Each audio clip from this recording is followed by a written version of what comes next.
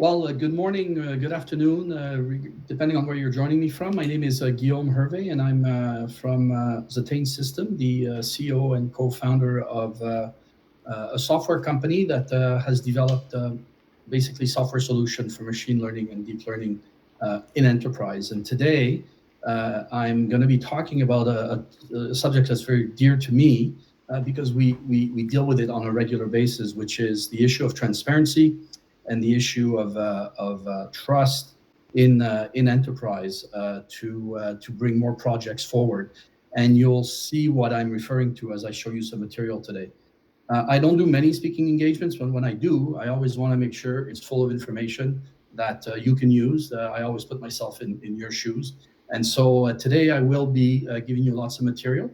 And hopefully you'll see my train of thought there to help you, whether you're a person in business looking to get more projects, AI projects approved and into deployment, or whether you're an AI as a service or a consulting firm that's looking to have more success with your potential AI clients. That's what this conversation is all about. I start this presentation with three numbers: 85%, 50%, and 15 to 20%. These are really important numbers that we're going to talk about today, and I'll get back to them in a bit. But these are at the heart of the problems and the slow adoption and deployment of AI in enterprise. So, if you're here today, you might be representing what I call three different types of risk or three different types of businesses, all of which have a different risk factor. So if you're developing AI for games for toddlers, or if you're developing AI for robots to help in customer service or calls, or if you're developing more advanced AI deep learning for autonomous vehicles, the consequences of failure are very different. A vehicle that fails in autonomous driving could be lead to injury or death. Whereas a game for a toddler that may not perform well, may not be that consequential. Mind you, some people here that have lived through COVID and toddlers at home might tell me, Guillaume, I'll take the problem with the car and please make sure my kids' apps are working fine. But you see the point, right? Like there is a difference in the risk that you're facing. And this is what enterprise AI is really all about. What I'm sharing with you today is based on, over 250 different client meetings and interviews that me and my team have had dealing with people in enterprise trying to get AI projects done, whether they're on the data scientist, machine learning side, or whether they're on the business side. And I'll share this with you today. It's also based on lots of reports that I've read on the problems and challenges, but also the successes of AI in industry. And also some of the projects that we have ourselves done with clients looking to deploy solutions in their business. So very practical, very from the field. This is not just vague thoughts or opinions. They're from experience and or from research. So come back to these numbers here. So 85%, 50%, and 15 to 20%. These represent the failure rates or lack of success rates. 85% of AI projects never go into production.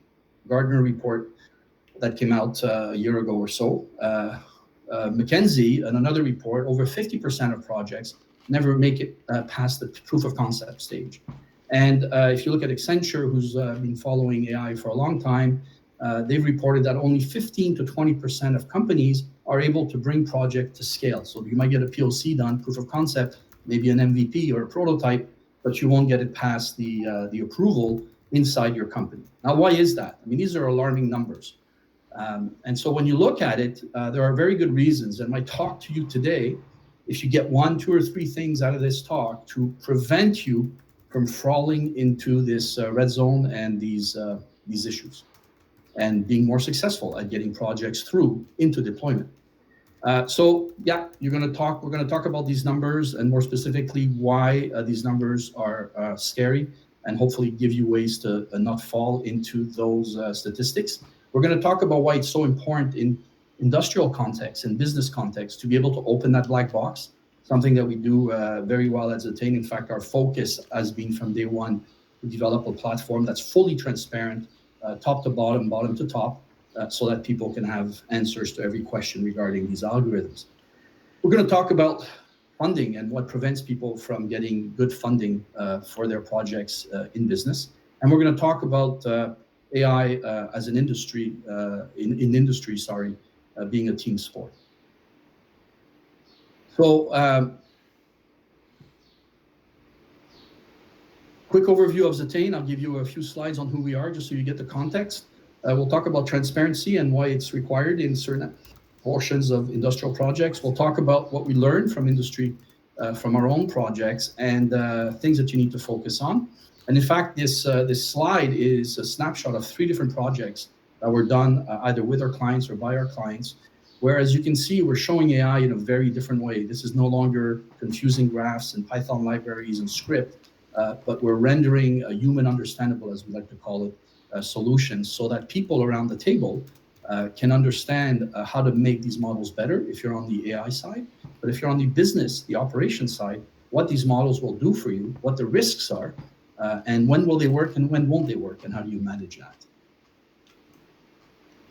So I've also put a few question periods, and we've got Jason on the chat side with us as well.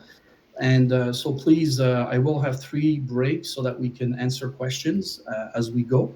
So don't be afraid, raise your hand, and digitally, electronically speaking, and let us know, and I'd be glad to answer them as we move forward.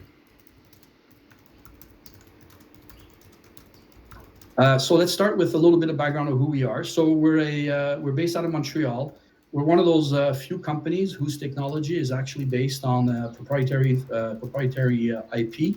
In fact, we received our patent over a year ago now, and our technology that you're going to see today, some of the shots that you're going to see, are all based on our engine, the Zetane platform itself. We have a great team, multidisciplinary, AI, machine learning, deep learning people.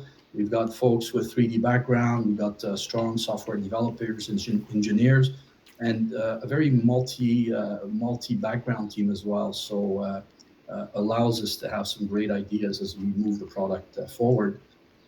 What you'll see as well is that the Zetane platform at its core is a software to evaluate, test, and optimize AI solutions to work more effectively, but also to de-risk projects and increase user buy-in early. And we'll talk about why this is a big problem in industry. Where you can use your models, you can use your data with 1 or 2 lines in your favorite AI infrastructure. You launch your models into Zetane, and you see them in a very different way. It's an object way of showing you in 3D what is actually going on with your data, with your model, and the outputs that it's generating. And the way we came at this with the founders, at one point we said to ourselves, well, why is AI so complicated? I mean, it's complex. Certainly the models can be very complicated, the data can be massive, and the use cases can be very challenging. But there have been other industries where they've had the same challenge, and the one that came to mind for us was medical imaging. Most of us here have had an X-ray or an MRI or some sort of a scan, digital imagery, medical imaging, and if not, you've probably seen it on TV. And what's amazing about medical imaging is that on the one hand, it provides information for extremely advanced research. Top-end scientists will use medical imaging to make incredible discoveries and to advance the state of the art in medicine and in finding cures to some of the biggest problems facing us, right? But that same technology will also allow us to have a doctor speak with his patients, to communicate with them exactly what is going on with them and why they recommend a certain treatment versus another. And so extremely advanced use of medical imaging, and yet something that is rendered human understandable, as we like to call it, so as to allow people to understand what is going on and make it something that is not scary. And so this is what we wanted to do with Zetane. We said we should be able to have the same impact in the world of AI as the MRI did to revolutionize medicine for scientists and research, and to make the very complex, very human understandable, not just for AI teams to be more effective in doing their projects faster, but for subject matter experts in business to contribute as well. And so why did we decide to take that role? Because in business, and I have my whole background is in industry and in technology as well. And in industry, seeing is believing and seeing is understanding, especially with new technology. If you're going to want adoption and buy into your projects, your business teams need to understand why they can trust them and why they can be reliable, thus transparency. So very quickly, we sell software. On the left side, we have a free viewer available. It's been available for months. It's free forever. It allows you to see machine learning, deep learning models. You download it in seconds, and you can start loading your data into a model zoo. We have curated a bunch of models for you, and you can starting to see how to view models, their architectures, and why they do what they do. But we also have services, and when I talked about the projects that we did, a lot of my talk today is based on the feedback and the experience we had working with clients with their AI projects and helping them to get through proof of concepts, some cases MVPs, in some cases scalable solutions.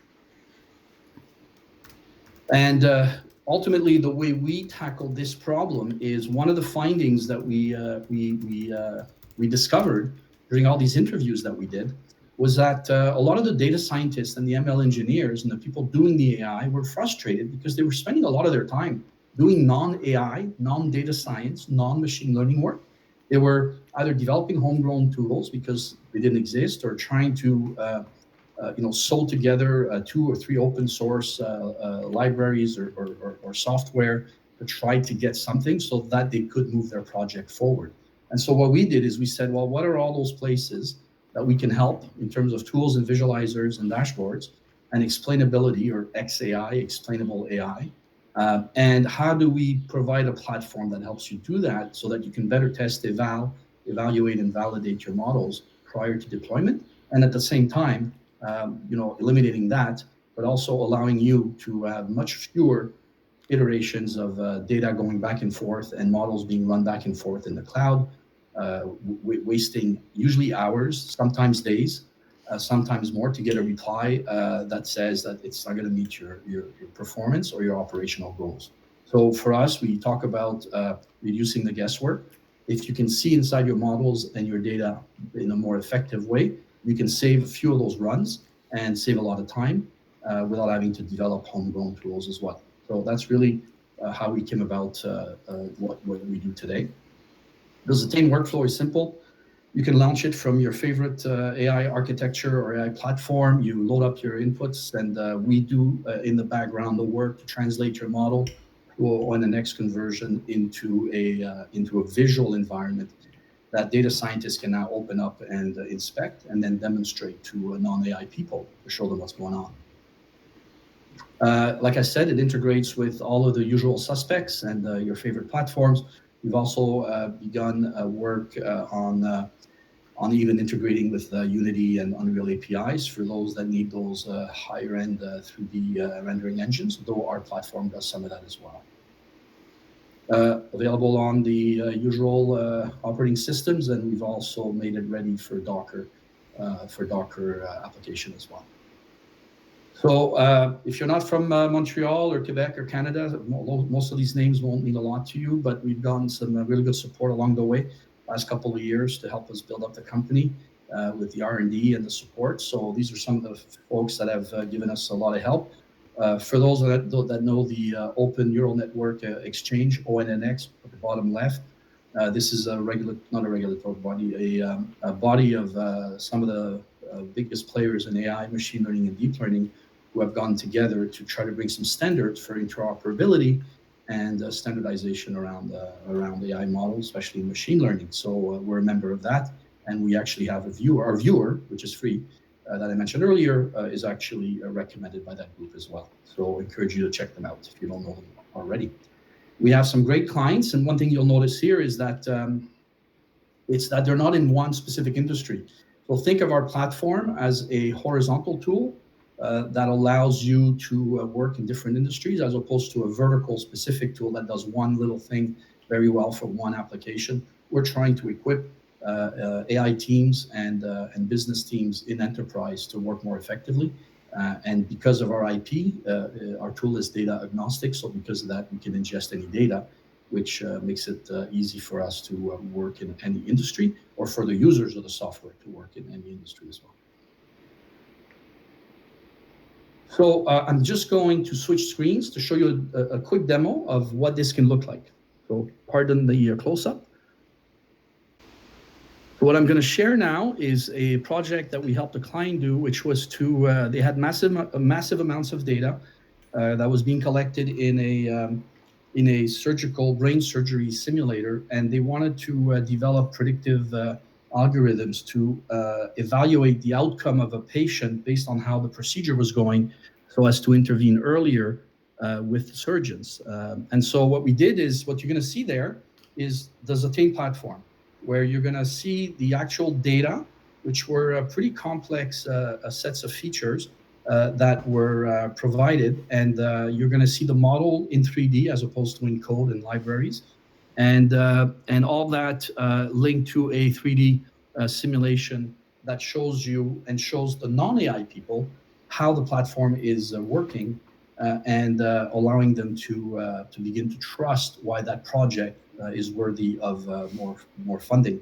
So as you can see, you can load the data. You can see it running in real time. You can build the 3D application and all the binding and things that go along with an AI project.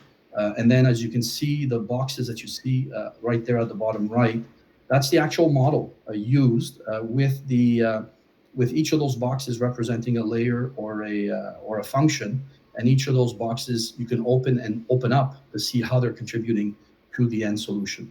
So that's just to show you what an AI project can look like, to make it more understandable and more engaging for your business teams. So back on the slides. Yeah, I've talked about the free viewer. So do what you may wish to do with that. So let's talk about transparency and why what's the issue around transparency in industry, and why is it getting so much attention? So to put it down to really simple terms, you've got input that go into these term called a black box, because nobody can open them, especially when you're using cloud-based sort of open source solutions. They're great, but you may not be able to open them up and inspect them.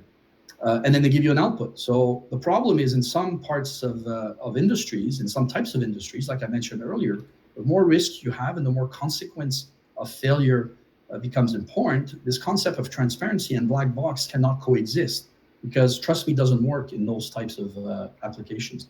And so people are spending quite a bit of time, especially if you're in the machine learning and deep learning space, to figure out how to open that black box.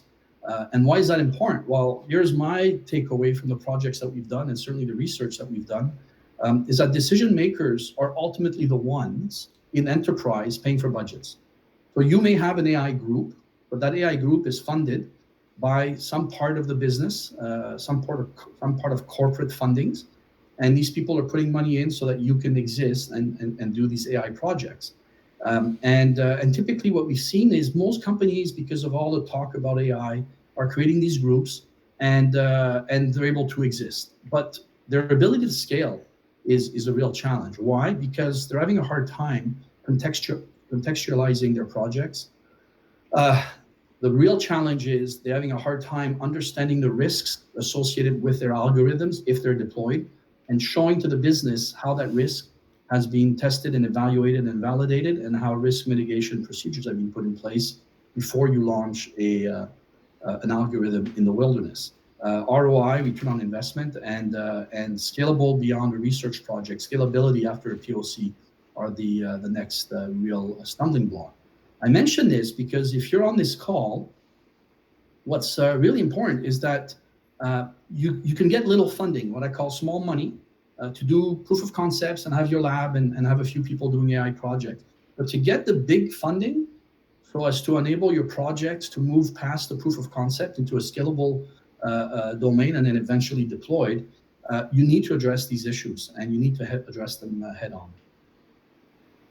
So I call this the little funding, big funding problem, and I mentioned it up front, but this is what it's all about. And so one of the issues that has been well documented for a few years now, these are just two quotes, I could have put a lot more, is that the black box problem and the complexity that goes with it, essentially is associated with the fact that if you cannot explain and show which factors are leading the algorithms to its final solution and decision or prediction, and how it's coming about that decision, then you're going to have a hard time convincing operational people and business people that may want to use AI, that solution is safe for use in their operations. Same thing said differently from Deloitte, but if you can produce results without showing explanation, then what happens is you cannot understand when an algorithm will make an inappropriate decision, and that's a problem. I mean, if you think of banking, if you think of human resource application, if you think of autonomous vehicles, if you think of identifying people, I mean, there are a lot of issues with getting it wrong. And so AI is not just about testing to show that it's going to get it right, it's also to show when it's not going to work and how you're going to be able to flag it. So that's the black box at a high level. And again, like I said earlier, and I'll say it again, it depends on the complexity of your business and the consequences of failure of getting it wrong. And so if the consequences are very little, explainability in that sense may not be an issue for you because it may not be worth the effort and the time. Dr. Lecuyer, somebody that we've worked with over the last while, made a couple of presentations on this. He's one of the key opinion leaders and leaders in the world of explainable AI. And he put it really well. If you look at the orangey red arrow on the y-axis, it's the cost of poor decision. And so as you see, the further you go up the y-axis, the more you can tell that, if somebody gets it wrong, the consequences can be very high. And so for those types of businesses at the top left and top right quadrants, explainability becomes a real issue. And so these are just examples to contextualize what I've been referring to. And the problem that we have in AI and in machine learning and deep learning is that the more accurate the model, what you're seeing on the y-axis, top left, the less explainable they are. But usually, if you're using a machine learning and specifically a deep learning model or a complex model, it's because you're usually dealing with complex things where you probably have a big problem where the consequences of failure are high, where you want a lot of explainability. But it's hard to get it if you don't have a platform that allows you to open up the model and explain why decisions can be trusted and how the decisions came to be from an algorithmic perspective. And so this is the context of if you're a data science person and you're trying to deal with explainability and accuracy, well, that's where you live right here. And so it's a real issue, and that's why a lot of people are paying attention to it. So that's why opening that black box becomes important, and that's when it becomes important. When we looked at it, we said, why does everything have to be so complicated? And that's how we came to develop the platform that we did. One of the big takeaways from our research and dealing with clients, and when we deal with clients, we deal with both the AI teams and the business teams, right? So we see both, we see the communication, and there's a communication breakdown. There's a wall there, and the wall leads to these failures, or is a part of what leads to these failures, or the lack of adoption and scalability of AI projects. And when we looked at it and we said, well, okay, but why? What's causing this wall in between these groups that are meant to work together? Well, wrong tools, meaning the tools that were built for research labs and academics and that world, which led to the growth of AI, are no longer the right tools for AI in industry. And the second issue was that business people were being involved way too late in the AI project. AI teams were working weeks and weeks, and if not months, on something that they really couldn't share with the business people because there was no easy way of sharing it. And so they wait till they're done, and only to be told, well, you might have a 95% accuracy, but in these three areas, you're not meeting my needs, or these outliers are actually the most important part of the business, so you have to get them right. And so if they had known that earlier, they would have saved weeks and weeks and months. So wrong tools and involvement, teamwork too late. So here I thought I'd take a little break and just see if people have questions. I'll just stop sharing for a second. and go there. Jason's there as well. So any questions or comments from people that are online right now? So everybody can see this, I hope. And we'll go on to the next part. So, what we've learned from industry projects and from all these interviews that we've done. So, the data, what's the answer? Well, the answer is, assuming that you've got data and you've got access to data, what is leading to some of these sort of low scalability rates that people are reporting? First and foremost, people in AI groups have a problem or a difficulty, demonstrating value. And value can be, financial returns of this project. It can be risk mitigation to the business based on this AI solution. It can be more capturing more clients or expanding the market or retaining more clients. And so there's different ways to look at ROI, but they're having a hard time showing how these great solutions are the right ones to use for business and how they're going to pay off. Lack of management trust in models, we've talked about before. The language of AI is just not human understandable, despite all the efforts that people are making with graphs and tables to try to make it so. It's just not enough.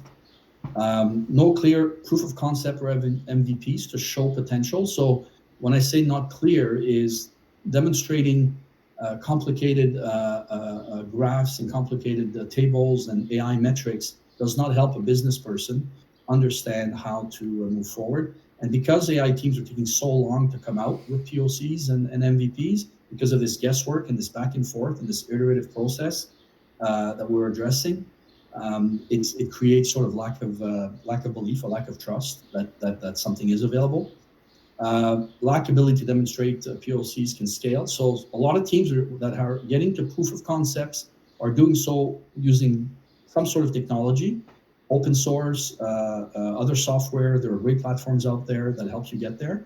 But then when they're told, okay, how do you scale this? They would say, well, we'll need another type of platform. And so it puts into question the whole proof of concept, because most proof of concept should be, well, we're just going to do more of this, just at a bigger scale. We need more data. And often it's not only do we need more data, but we need new tools and a new environment. And so if you can start your POC in the same environment that you're going to have the scaling, it can really help. And finally, key business stakeholders and SMEs are involved too late in the process. And there's a lack of tools for QA, test and evaluation of machine learning models. And so as we say in some of the software circles that I follow, software has a huge body of knowledge around test and evaluation and QA that you have to pass through before you can deploy software. But in AI, we haven't caught up to that. And yet AI is simply an algorithm that develops itself from learning from data. So it should have the same requirements. And you have a shortfall of AI resources, generally speaking. So the demand is outpacing the supply here. So what did we learn from specific interviews? Well, I broke it down into two groups. So there are like I said, I've spoken to probably closer to 250 now, well over 250. And so I've made a slide for what data scientists and machine learning engineers are saying versus what the AI supervisors and business leaders are saying. So we want less guesswork. We want to know why something's not working, and we want to know it won't work earlier rather than waiting to do a bunch of iterative process and sending stuff to the cloud to be told to just find out that we won't meet our metrics and our targets. The next one is better deal with debugging. Debugging is still very complicated. Where do I look? Where should I focus? Certainly in our platform, we've given people the ability to be pointed into a direction, so they don't have to start from zero. It takes too long to figure out the problems. With my data was number 3. I've mentioned this before. We want fewer iterative, futile training trials, which are costing us time and money. We want more out-of-the-box solutions, so we don't have to build them themselves and do homegrown tools. I'd rather do more data science. Thank you, please. Was not the next one. Better collaborations. They know that they'd like to be speaking with the business people earlier in the cycle, but they have no means to do that right now. And no one knows what I'm doing. This is a huge frustration from the data science, machine learning engineer side. They're saying, I'm working hard to try to come up with solutions, but nobody on the business side actually knows what I'm working on. And that's really, really frustrating, or they don't understand AI. Now, on the business side and on the supervisory side, interesting points of view. So the ML team supervisors, the head of AI or the director of AI specifically, they want to see better tools to see where their teams are stuck.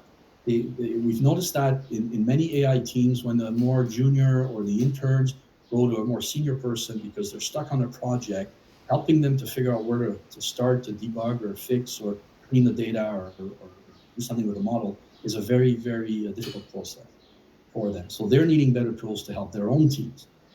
They also know that the SMEs are involved way too late, wasting valuable time. The iterations are taking too long is a common thread amongst both groups. They want to understand risks before you talk to them about deployment. And so this goes back to test and evaluation and validation.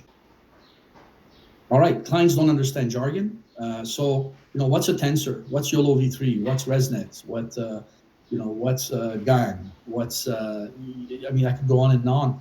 Then until I got involved in AI, these were terms that were complicated. And I just, if you talk to me in those terms as a business decision maker, I'm going to have a hard time, getting to trust what you're trying to get me to approve for more money or for more funding. AI solutions don't offer AI context. And for those people that are not in the proof of concept world, a lot of the businesses are saying, can I see a proof of concept before I fund more of that work in the company? And the counter to what the frustration is from the AI teams, the supervisors are saying, what are my AI teams doing? I'm not really sure what they're working on. So you can see where the communication wall exists very, very clearly here. Challenges we experience firsthand as well with specific work on projects like that we worked on with companies. So the POCs and MVPs that we did see when we did see some were very hard to understand for the end user that is ultimately the user of that AI. Explainability matters, as I mentioned at the intro, when risks are present, and you need to understand the risks right up front so that you can begin to create your explainability story as you develop your solutions. And it's about showing trust. Number 3, when will it work and when won't it work?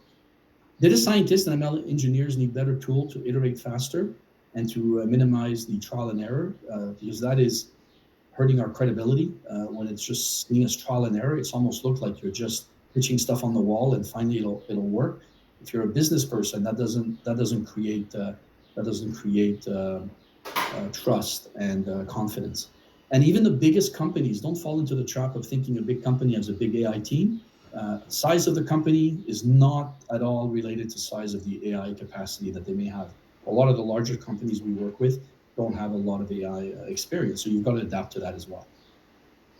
And that's where we concluded. You saw this slide earlier. This is our summary of how we see the world of AI. AI in industry is truly a team sport. It's not a sport of research labs folks that tend to keep their research to themselves, are very defensive of showing their work. They publish very carefully because for very good reasons. In industry, there's got to be more of a teamwork where people are working together on the AI solutions right from the start. There's a great paper by Accenture called AI Built to Scale, and I just circled in red there the important stuff. I mean, the best practice that came out of that study is if you're a business of AI, whether you're your own AI in your own company, or if you're an AI as a service provider, or if you're a data scientist team, develop that proof of concept factory with proof of concept that business can understand, and then be able to talk about how you will scale so that a proof of concept is meaningful in terms of estimating its scalability, so risks, time, more data, so the cost, the resources that will be required to achieve that scaling. And then, because you're industrialized, it's got to also scale to a point where if the business grows, the models have to grow with them. So I thought I'd share that as well. I talked about tools that are hard to understand. So, there are lots of platforms out there that are very useful at doing what they do. But when you're trying to dig deep into understanding, are you meeting operational constraints from the business? Why are you stuck somewhere? And how do you communicate your project to other people in your team? They're not necessarily that easy to use in that context. So what we've done is, as you saw earlier, we've created that interface where you can show models in objects with all of their structure and layers so that people can start opening up each parts of the model and see how each part contributes to the final decision, and therefore begin to understand when it will work and when it won't work. Our platform, for it to be transparent and understandable, we felt that it had to have a very well-populated library of explainable AI or XAI tools. And so we curate all those and embed them in the platform with a drag and drop application. Most projects in industry are multiple data. They're no longer just single data. So we make sure that people can ingest data that matters to them. And we loaded it up with many, many curated models so that you don't have to reinvent and start from scratch in the case where models do exist. And so you're looking, whether it's our platform or others, but always ask yourself, is this the most transparent way for me to initiate my machine learning project? Am I paying attention to how others will understand my project, my solution, if they're not from the AI world? Am I able to dig into the models so that we can see where they work and how they think and how they come up with their final solution, and how the data passes through the model to give you that desired output and why it can be trusted? We talked about test and debugging already, and so that's a bit of a summary. So I'll show you another project, which is giving you a whole other context. So this is a project that a client did with our help, where they had satellite image, and they wanted to be able to classify rooftops for disaster relief and evacuation of people on roofs in areas that have problems. And so if you imagine, from a satellite image, you can't tell if a roof is sloped and what kind of roof it is. And if you have a helicopter there trying to land water or food or support or aid, well, not knowing that can be very problematic. So the idea is you take satellite images, you look at the roof, and based on that, you're able to tell some helicopter somewhere, you can land on house roof 2, but you cannot land on house roof 8. So I'll just switch again, just to show you that video. So what you're going to see here is the images. So this would be a user of Zetane, like in the real world. This is not just a video, it was taped off the engine. You're going to see the actual satellite images being brought in, high res. You're going to see the actual model used being launched from Python script in 1 or 2 lines very quickly. So you see the data, images, you see the actual model, CNN, and then you'll see that we can open up, or the user can open up, not just running the data in real time and passing it through, but you can see as it passes through what the layers and what each of the boxes, each of the functions are doing. And you can take that all the way down to the tensor level. And so if you're a data scientist, it really helps you to pinpoint, how to optimize and how to make sure you're meeting your numbers. But if you're sitting in front of a business person that is involved in satellite imagery, the user of this particular solution, they can ask questions, and you're able to say, well, let me explain to you how that image is being labeled roof A versus roof B. And when will it, what is the most important features that are defining that roof? The expert can tell you, well, that shouldn't be the most important feature, because there are other features that should have more influence. And so now you're able to find that out early on, make your modifications as required, and then move with the project in a more effective manner. I thought I'd show you this one because this is an image one. So that would be that part of it. And any questions here? So I can stop and see if there are any questions or chat or feedback. Okay, so the last part is what you need to focus on a project. So this is going to get a little more technical, but I thought for people that are involved in different types of projects. So remember, all going back to, don't forget, a project is all about the team. So you might be a data scientist or an ML engineer or a manager in the business, a manager of IT or a manager of operations, or you might be a customer that needs things validated, or a regulator that wants to make sure that these projects go through a rigorous process before authorizing them because of the risk to the population, right? So always keep that in mind as you're working on your projects. And so here's our main takeaway. I mean, there are many, but so of course we know about data, and there's volume of data and type of data and quality. We'll talk about that. The people that are involved in understanding how to understand and communicate business needs. So on the data, the big takeaway here is that, we can do all types of data, and typically projects use different types of data. Certainly there are some that just use tabular or time series or whatever, but many we see are using more and more, two or three. But what you see at the bottom right, which is POCs and MVP, play a key role, is often in a project, you don't have enough data to be able to say necessarily that I can scale it right now. But if you're doing your proof of concept well, and you have enough small data, but of quality, so you don't need big data, a lot of data, you can actually start a project and get to a POC and MVP very well. Certainly, it's been our experience, and because you can work effectively in a context like a Zetane platform, but in your own workflow as well. But you're able to show with confidence that your POC works, where the data needs are going to be in terms of investing the data acquisition for a bigger, more scalable solution, an operational solution, and it creates confidence not just in yourself, but in your management team and in the business people that are ultimately funding these AI projects. People that you're going to want to think about. So one of the mistakes we see is teams are working in their own AI team in a corner outside in that bubble, and they're not involving other members of the team of the business that ultimately will be the decision makers or will have a big influence as to whether your AI projects get funded. Here we're talking about other tech people in the business, maybe your engineers or your software dev or your IT teams, which will have a say as to whether your project looks robust enough to be deployed or has a chance of scaling.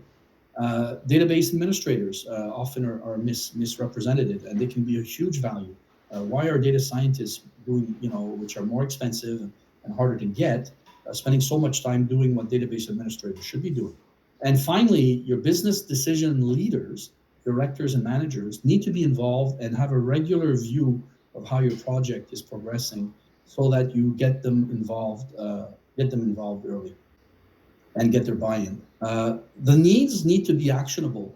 What we've seen a lot of AI projects is people come up with some great things, but the ultimate result doesn't give operators or users of AI something to take action on that will directly show how the business will benefit in whatever that means for each business.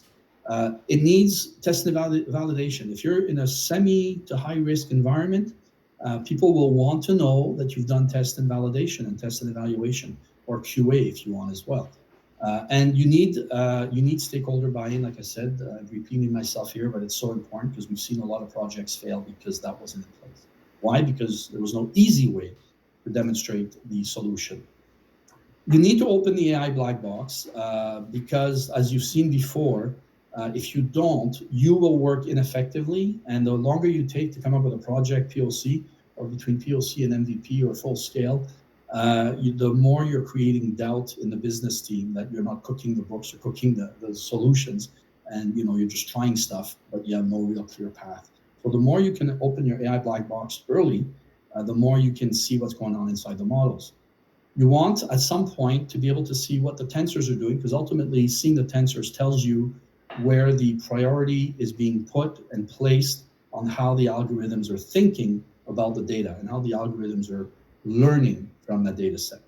And if there's data, if it's a deployed solution and you're testing data drift, you want to be able to understand why that's happening. So with Zetane, you can really do the introspection you need. That's just an example of how deep dive you can get if that's your world. For sure, in our platform, but others as well will give you this. Instead of developing these, we create a lot of metrics and performance and indicators for you to help you understand. This was an imagery, an example of how opening up a satellite image in the different layers shows you how the algorithm is concluding and is making its prediction. Here are some checklists that we use as we go through projects. When you're designing your neural network, when you're validating a trained network, and while you're training a network, I think checklists are the underused solution of the world of AI. I think a good AI team should develop these checklists and then have them used across their workflow as a way of doing business, as a good process management. And so here are the ones that we use that we're happy to share. Observations on your models. These are some of the things that people should, again, have a checklist. Don't forget to look at this. Don't forget to look at that. Why? Because when you're in front of your funding manager or your supervisor or your business leader, you're able to say, well, you're able to answer the question, why should I trust it? Well, because we've gone through all these, and here's what each of these tell us in terms of how the machine learning functions and algorithms are working. And then if you're looking to validate a trained network, well, you need to validate your data, but you need to also validate your model down to the tensor level, to what we call the unit level, because these will tell you when things will work, but they will always also tell you when things won't work. They will tell you how where the model is focusing its attention on inside the data, and you'll be able, with your subject matter experts, to determine whether that makes sense or not.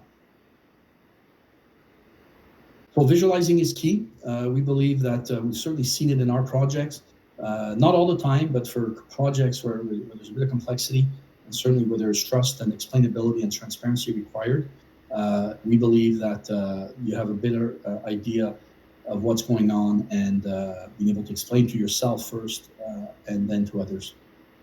Normalizing is important. So for those that are in the science side of things, there's how we look at the world of normalization. In Zetane, when we represent a model and convert it to an object as opposed to code or libraries, you actually see the structure of the model. We like to call it, you see it going left to right, your data comes in the left, exits at the right with the actual output recommendation. And understanding the way the model is structured, often, data scientists will draw it out on a piece of paper when they get started. But understanding it and being able to explain it also creates a lot of trust. And then zooming in the model, because it's a 3D environment, we're able to zoom in all the way, as you saw, down to each node, down to each weight, down to each tensor. So yeah, zoom and more zoom, dig deep and then come out. And finally, try to create early a view of the world as seen by your operator or the people that are going to be using your solution. So in Zetane, you can create live dashboards that not only show the dashboard and the metrics that you're trying to give your operator on which they're doing their decision or basing their decision, but you're actually also able to see the model, open them up, see the performance of the models. So if something goes wrong or is questionable, somebody can quickly go right into it with the data there and explain why that decision is being made. So the model coexists with the live data, coexists with the user output. So in conclusion, be mindful that if you don't do things differently, you will fall into the 85, 50, 15, 20 category, and you'll have a hard time getting models or your projects past go, or certainly past proof of concept stage. Number two, think hard about the industry that you service and why the black box issue matters and how much you need to open that black box to get more projects deployed internally if you're working in a company that is an industrial company. But if you're AI as a service, who are you servicing and why does the black box concerns matter to them? Number three, don't get fooled. Lots and lots of companies are getting little budgets to do AI departments and do small projects, but the game is won or lost at your ability to address the 85, 50, 15, 20 issue to get the bigger funding that allows you to scale your project into deployment. And finally, as I said several times, don't forget that AI in industry, from all the work we've done, is a team sport, and you need to make sure that you engage your stakeholders early and frequently. So on that note, I thank you for those that participated. You've got my email there. You've got Jason's email there. You've got our website. In fact, it's funny because we're releasing a new website early next week. So you'll see a lot more focused value proposition there. But you can download the Zetane viewer. You can download actually all the software there directly from Zetane.com.